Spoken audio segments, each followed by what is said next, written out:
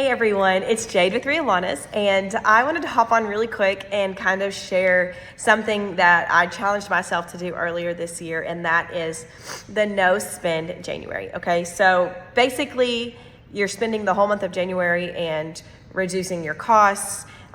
You're working to declutter your home after the holidays, and you're really focusing on your finances and trying to keep yourself from spending. And so I thought this was great for my family to work to implement. We were just in the process of building our forever home, and so I thought that it was a great way for us to, kind of declutter our home before we moved, put a little extra money into our pockets as, we plan to furnish this new home and continue paying for additional things that would accumulate in here. So I thought it would be a great idea for us to participate in it, and so I created my own set of rules. I think that's probably the key to the no spend month. Is to really make it your own. And so here were my set of rules. Now, of course, each person is going to be different. Each person's lifestyle is different, but I hope that you can find some of these rules helpful. Maybe you can implement some of them, or you can see that they don't work for you and find something, in this realm that can work for your lifestyle and your family. So first was no coffee runs. I'm sure we can all probably agree to something like that, whether it's coffee or Sonic or whatever. Just kind of those little impulse drink purchases we don't necessarily need. I was not allowed to do any online shopping. It was the end of the holidays. There was no reason for me to be purchasing anything. I didn't have any birthdays coming up, no gifts to be buying. We were about to move houses. There was just no reason for that. I was not allowed to buy any clothes for anyone in my family. I buy all of my children's clothes at Riolana's, and so there wasn't a Riolana's coming up in my area in the month of January. So I thought, okay, there's no reason for me to be buying clothes. And my husband and I have plenty, so no reason for us to be purchasing clothes either. No home decor, which a lot of us can probably relate to. That's pretty hard because there's always cute things that you can find at TJ Maxx and Target that, just add just the cutest little touch to your homes. But I wasn't allowed to purchase anything like that. And speaking of TJ Maxx and Target, I was not allowed to walk into those stores because they have all of those impulse purchases, the little impulse buys that I am notorious for grabbing because, they're cheap, they're a good deal, and you just can't pass up on them. Well, I was not allowed to go into TJ Maxx or Target because of those reasons. We were allowed to have one meal out per week, which was really difficult for us because honestly, we love going out to eat. We spend a lot of time and a lot of money at restaurants, but we limited ourselves to one meal out a week. And I just worked to really plan out my meals when I was getting groceries for the week. Wasn't allowed to purchase any makeup or skincare unless I was replenishing something that was completely empty. I also wanted to work on unsubscribing to a lot of the unnecessary subscriptions that I had. I will say I didn't really do the best job at that. I think it kind of just fell to the wayside, but I did recently get an app on my phone that allows me to track my purchases and track my subscriptions on all of my accounts. I could link my credit card and my debit or my checking account and really be able to see where my money is going. And then it also allowed me to see these subscriptions that I had that I really didn't even know that we still had and we weren't using them.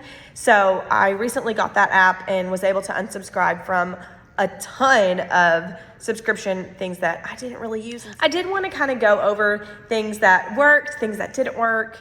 For the most part, I did really good. I was really good about the coffee and the online shopping, which honestly, that's a win in itself because I had 0 purchases the month of January on Amazon.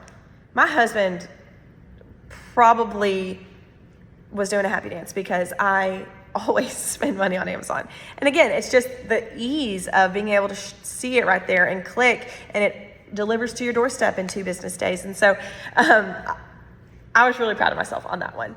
I didn't buy anything for the house. I didn't buy any home decor. I didn't go to TJ Maxx. I didn't go to Target. I will say it being the month of January made it a bit easier because it was right after the holidays. I feel like that's the time when you're kind of working to declutter your life for the new year anyway. So I didn't really have that urge to purchase new things. We had just had the holidays, so we'd gotten some, wonderful gifts from family and friends, and my kids had so many things, and so I just kind of thought it did make it probably easier in the month of January than potentially it would in other months. things that I would probably do differently is I would probably give myself and my husband an actual spending budget for the week, because I think that would, again, take down some of the spending impulse buys that we have, because if we know we have a set amount of money to spend each week, we will be more cautious about that. And so the rule that I'm going to implement, just as a life rule, not for a no spend month, and that is every time I purchase a new item of clothing or a new pair of shoes, then I have to get rid of something. So if I buy a new shirt, then I have to find something in my closet that I no longer want. And the great thing is I'll just plan to consign it at Riolana's. So I have a little clothing rack that's in my laundry room that is kind of reserved for Riolana's. And I will just take that item. If I purchase something new and I find something old that I don't want, I'll take that item and put it on that rack. So I know it's my sign to consign it at Riolana's. And then I can make a little bit of money back from that item that I purchased. But overall, this no spend month was great. It was a little bit of a challenge, but I think that's the whole purpose of it. Why would you want to do something if it's just super easy, right?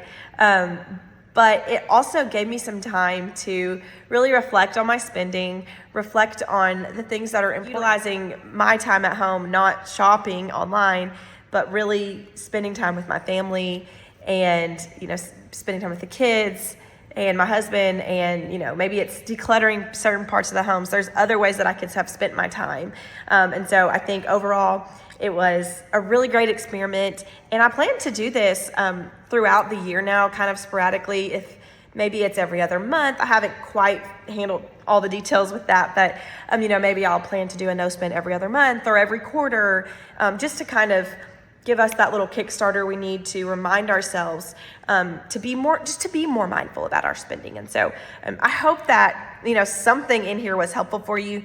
Maybe you found a little nugget that you can utilize with your family. I just hope that you can find a way that this could fit your lifestyle, help create better spending habits for all of us, and really get back to the root of why we do the things that we do. It's for our family, it's for our babies. And we don't always have to spend a ton of money to ensure that they are happy and healthy and well taken care of.